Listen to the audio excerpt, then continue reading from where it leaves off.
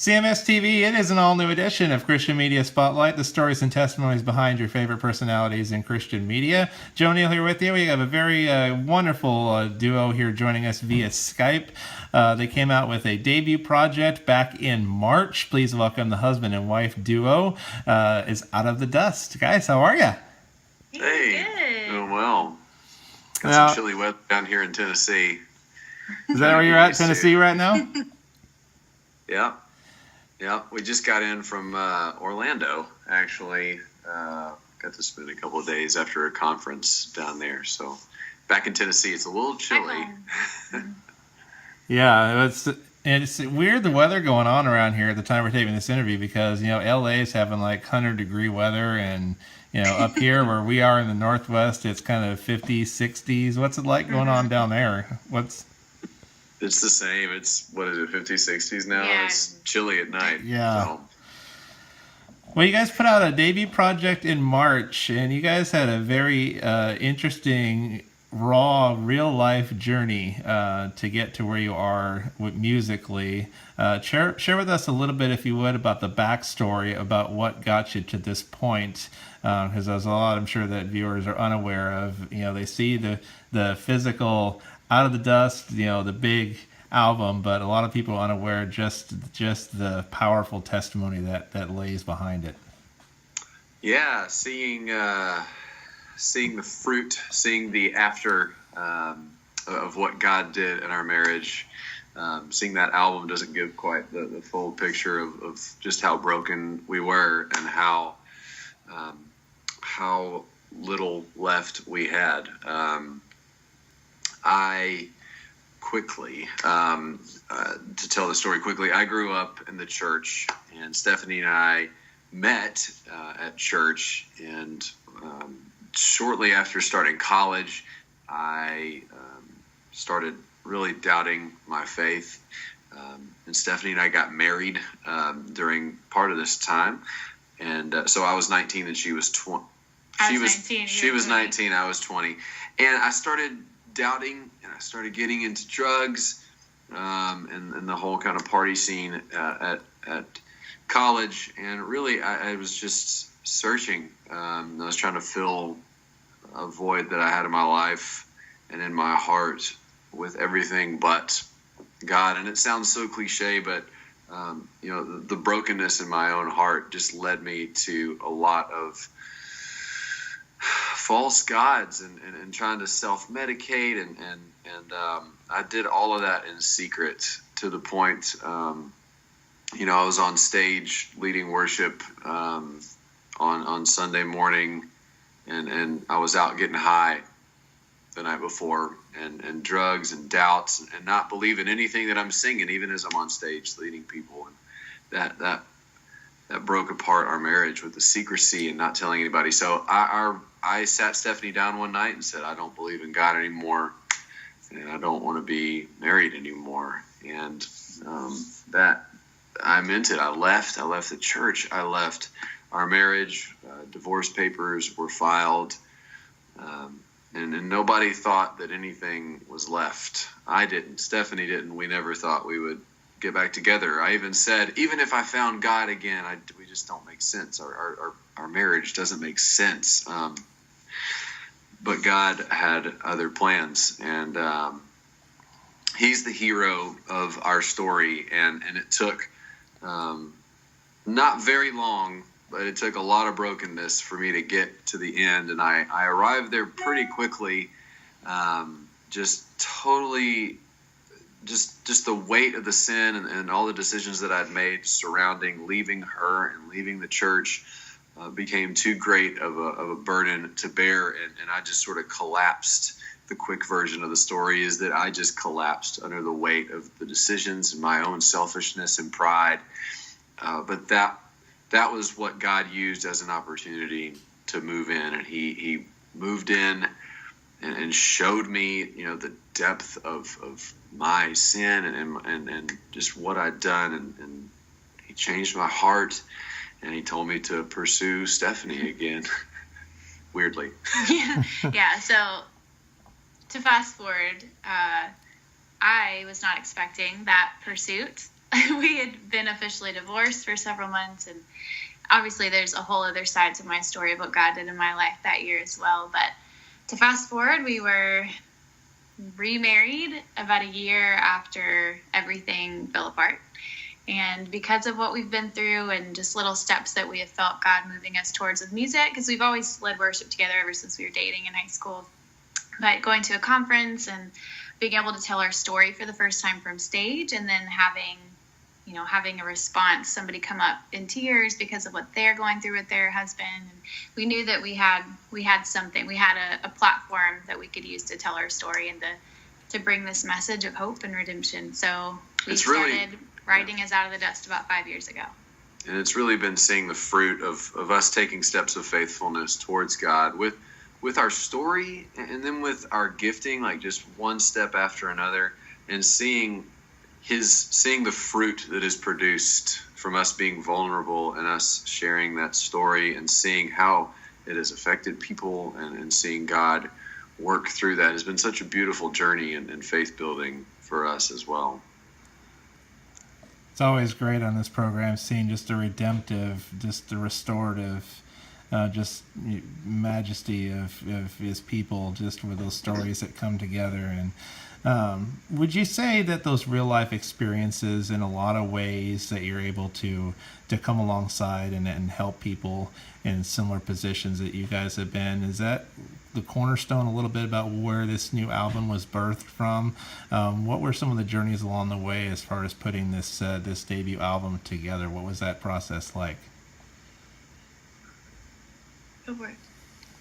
We certainly want to write from our experience. That's the only way we know how to write, is just as an expression of what God has done and is doing in the hard parts.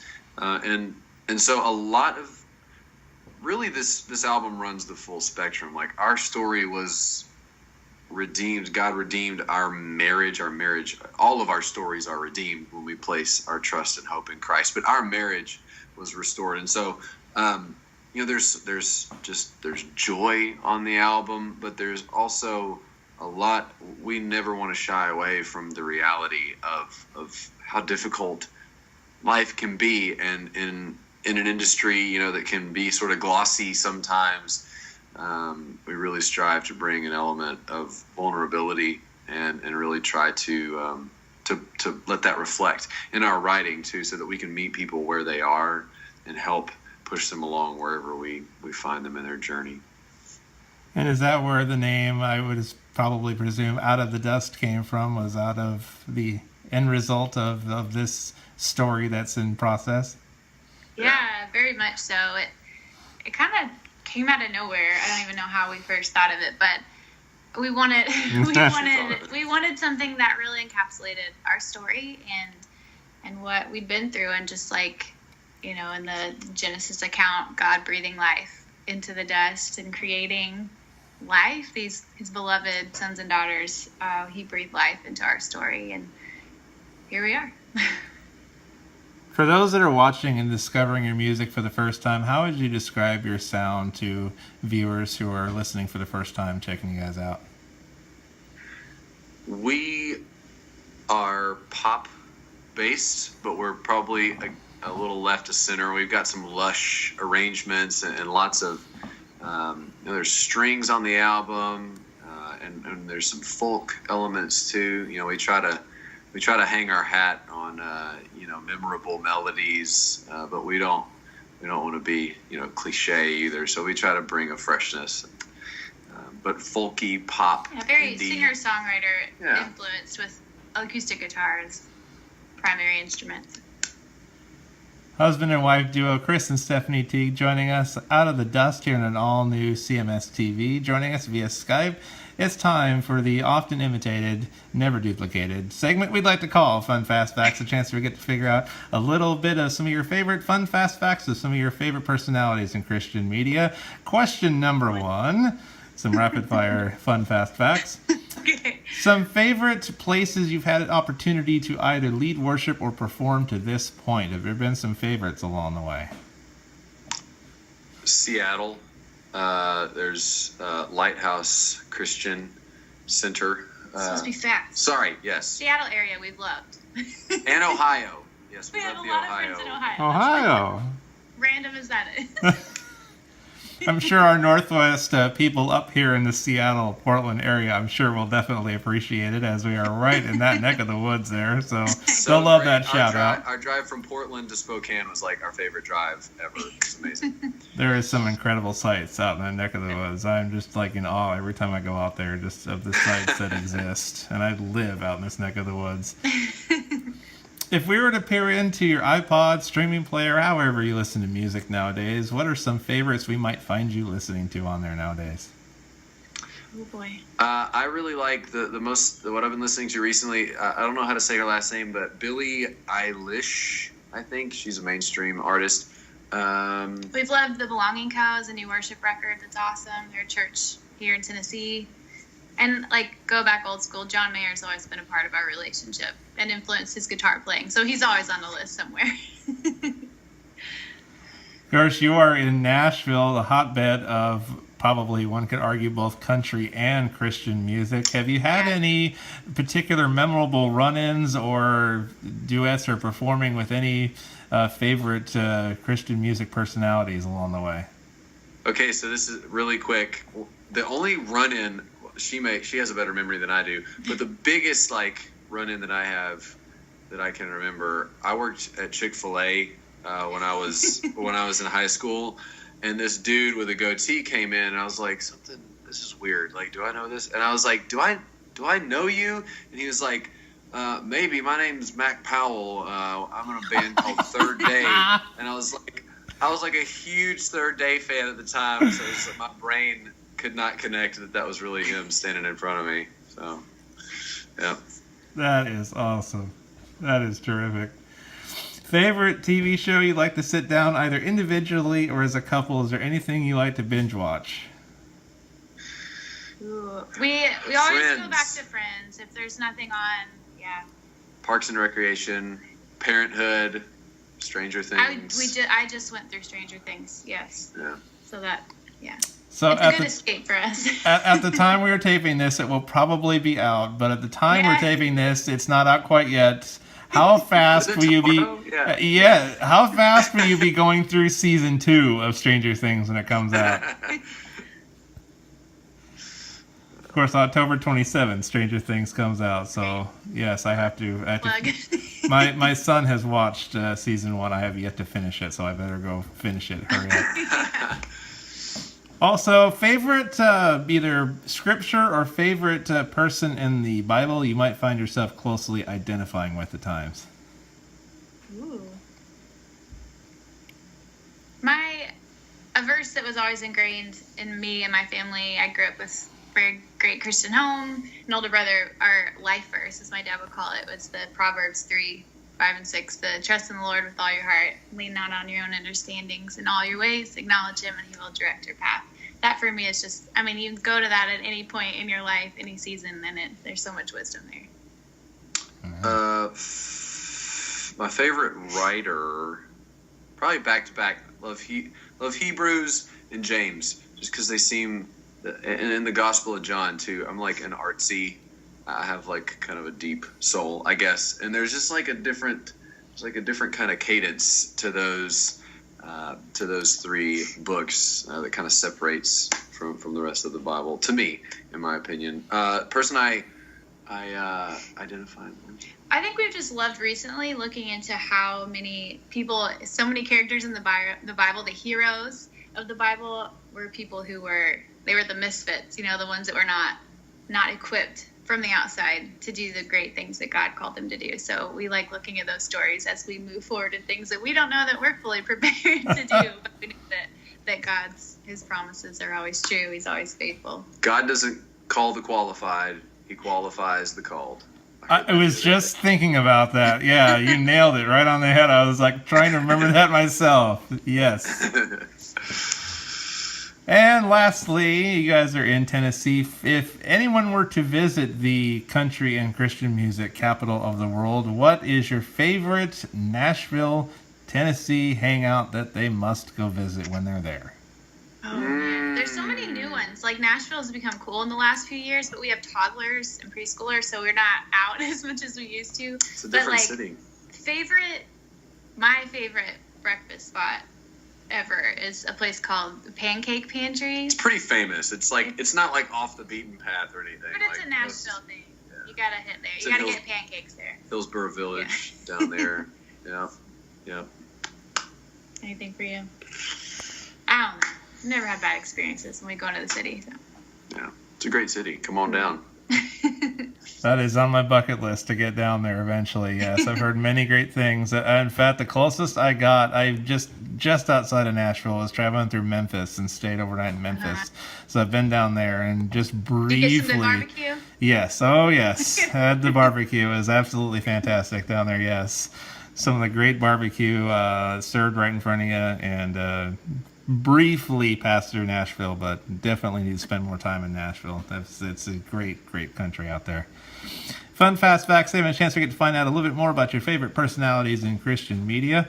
What's up next down the turnpike for you guys as far as new songwriting coming up, new music projects, continue worship leading? I know you, as mentioned a moment ago, have a family you're raising as well. What's up next in the future for you? Well, the biggest thing on our plate right now, we just released a new single called I Come Alive. It was on the My Utmost for His Highest record with some other ridiculously big name artists. So that's you can find that on all streaming and play, iTunes Play, and then Google Play. So then right now, we're like in songwriting phase big time. Looking forward to the next record. Yeah, probably doing some recording in spring and summer, maybe. It's bad to say that stuff on camera because then it like never happens. But that's kind of where we're at now. Yeah, we're like in kind of the off season. We got a marriage retreat that we're a part of this next. Sweet. Yep.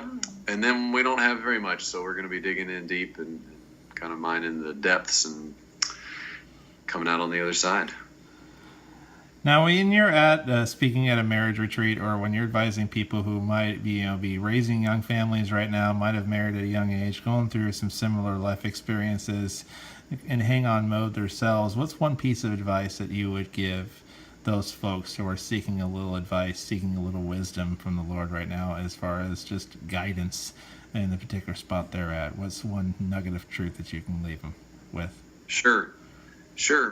In all four Gospels, the one common thread of one thing Jesus said is to take up your cross, to die daily, and follow Him. And in a marriage, in a family, that is the everyday battleground of dying to yourself. We all are sinful. We all are problems in our marriage, as our pastor just said.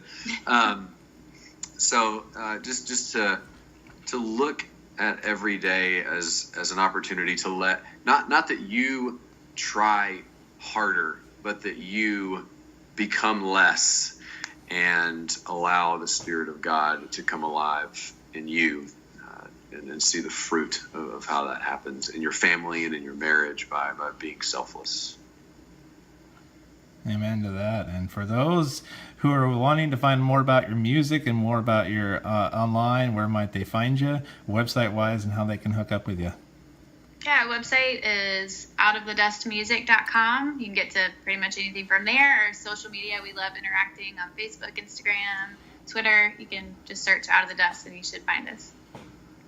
Well, it's been great having you guys on the program, sharing a few minutes of your time and a little about your story and journey up to this point, and much continued success as you songwrite and navigate a new album, and just blessings to your family. You guys have been through a lot. It's great seeing the victory and the good fruit that's on the other side. And so just an amazing testimony that I'm sure you'll reach so many people for the kingdom, and just to give them so much hope that they need to hang on in this crazy, chaotic society world that we live in. So thank you for shining the light where it needs to be shined, and thank you just for all that you do in the music industry, and personally and professionally. Much continued love and success to you guys. Thanks, you so Joseph. much. Thank Appreciate you for it. having us. Yep. It is our pleasure having you on the show. It's Out of the Dust joining us, Chris and Stephanie Teague. You can go find out more about them on their website and their music projects. Thank you for watching CMSTV wherever you're tuning in on the Olympia Tacoma area, on TC Media Channel 22 and Comcast Cable Systems. Also in the Portland, Oregon area, our friends at Metro East Channel 22 on Comcast, Channel 33, Verizon Fios. You can also check us out online, youtube.com/Christ Music Spotlight. We'll be back with more right after this on CMSTV. Stick around.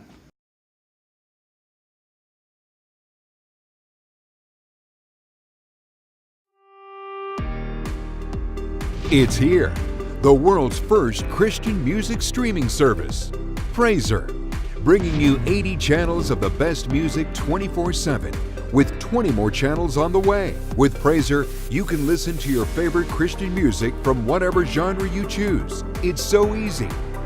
Pop, rock, country, gospel, hymns, Southern gospel, worship and praise. But wait, that's not all.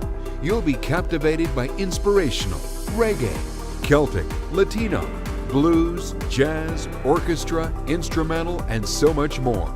There's even a channel for the kids. Need to set the perfect ambiance for your home, office, Bible study, or even your next workout? Then Praiser. No subscription required and no advertising. Just plenty of great Christian music all day long.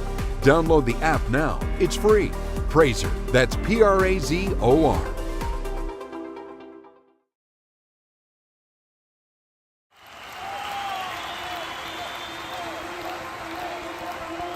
People ask me one word to describe what Winter Jam is like. I say love.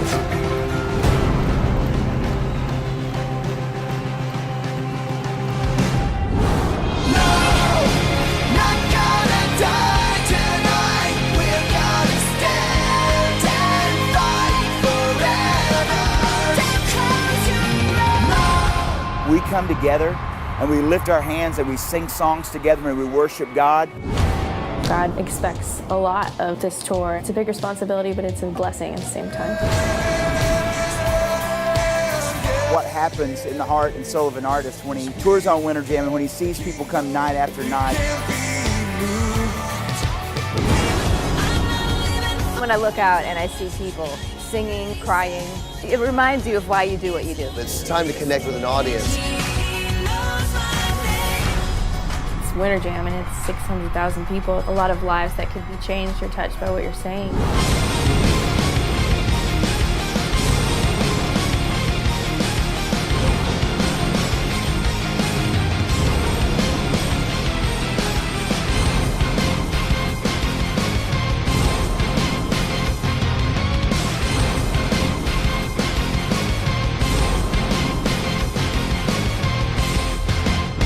Everybody comes not just expecting something, but everybody in the building needs something. You write these songs and then people respond. You connect in a way and you've never really met them. That's the fuel.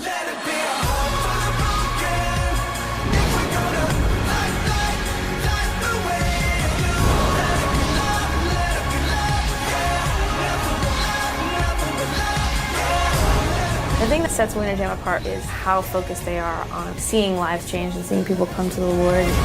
In these auditoriums, every one of these seats is not a person, it's a soul.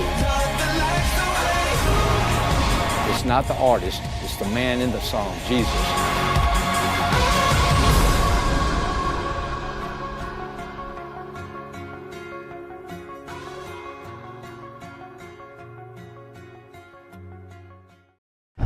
Special thanks to our guests Out of the Dust. We're going to leave you now with their music video, How to Love. We'll see you next time on CMSTV.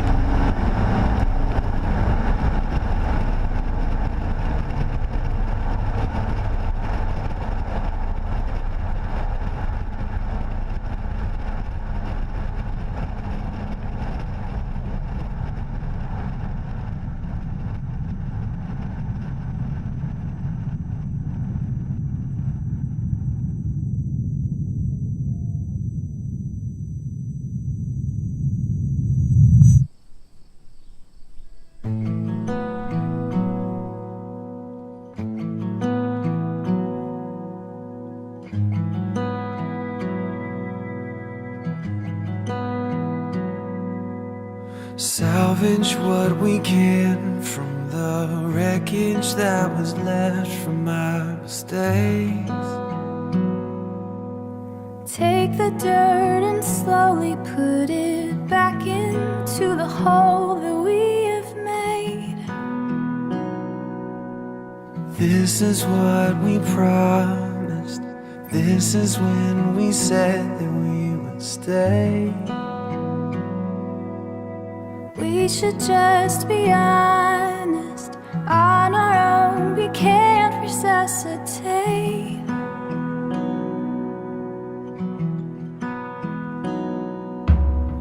Though we're distant, we're repentant. Jesus, lift us up. Teach us how to love. Sifting through the ashes, we find embers of the love can truly be.